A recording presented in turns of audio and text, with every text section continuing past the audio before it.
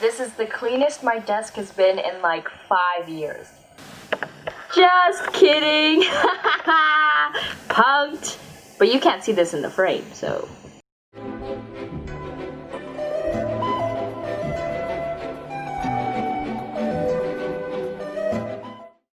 I was initially going to make a video sharing my tips for self-motivation and productivity and all that, but the truth is that life often gets in the way.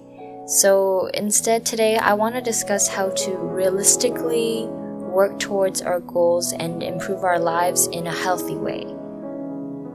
So I think one thing that I particularly struggle with is not realizing that as a human, I'm allowed to just be instead of do.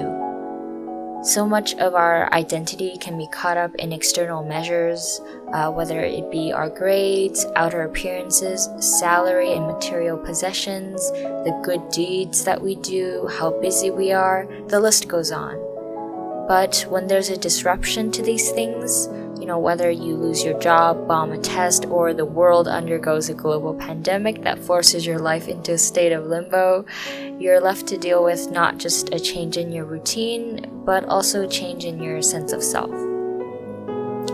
Again, I particularly struggle with this because I associate my identity with being a hard worker. It's funny now that I think back on it, but I used to always pick the workaholic trait for my Sims. I've always idealized the Übermensch, or Overman, as Nietzsche describes, who takes control and lives life on his own terms. For me, that meant fixing whatever I was dissatisfied with in life by working my ass off. If I'm broke, I'll work 2 jobs. If I'm out of shape, I'll work out every day for 200 days.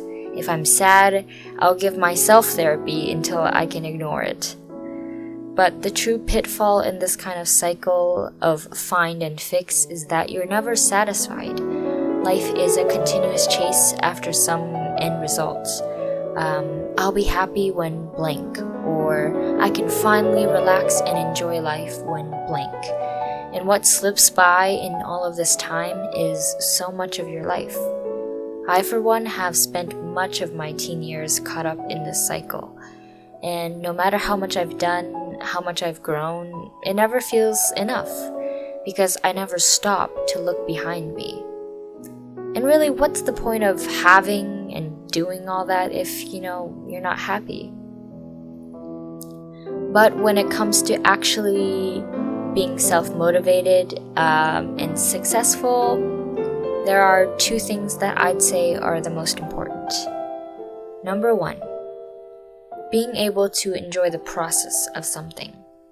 The issue with being so goal-oriented when it comes to our definition of success is like what I mentioned before, which is getting caught up in a cycle of find and fix. You don't allow yourself to feel any satisfaction or happiness until you achieve some kind of goal.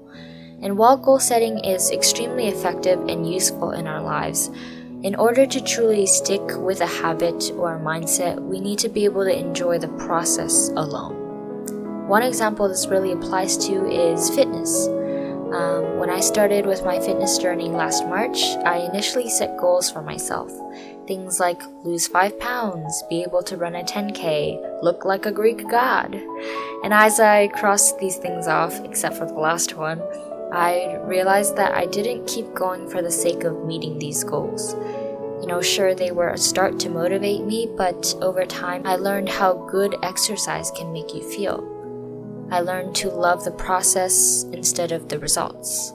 And now I still work out every single day, not because I'm chasing some kind of waist size or a 6-pack, but because it makes my day better, genuinely. Number 2, know your purpose. Really get to the bottom of why you want to do something. I know not everything in life has to have a deep meaning and a purpose. Certainly not brushing your teeth or doing your stupid calculus homework. But you can put your actions in a broader context. Brushing your teeth, maintaining good hygiene, that's in order to take care of yourself and your environment. Doing your stupid calculus homework, It's so that you can improve your ability to learn and apply new knowledge, which is going to make you better at life in general. Making a habit of smiling at strangers, well, that's so you can invite more warmth in your social interactions. Every action, no matter how small, can be framed in a broader, deeper narrative. And when we know what that narrative is, it becomes easier to get through the difficult, the mundane, and the seemingly futile. That does it for my rambly thoughts today. Let's check in with me after 5 hours of studying, brain dead and hungry. Thank you so much for joining me on this study sesh. I still have more work to do, but I'm going to unbox this lovely package of Japanese snacks that my friend sent me for Christmas and just, treat myself a little bit. Like the video if you did, dislike if you didn't, and subscribe to the Cuteness Code for more nerd time lapses. Toodles! Oh my god!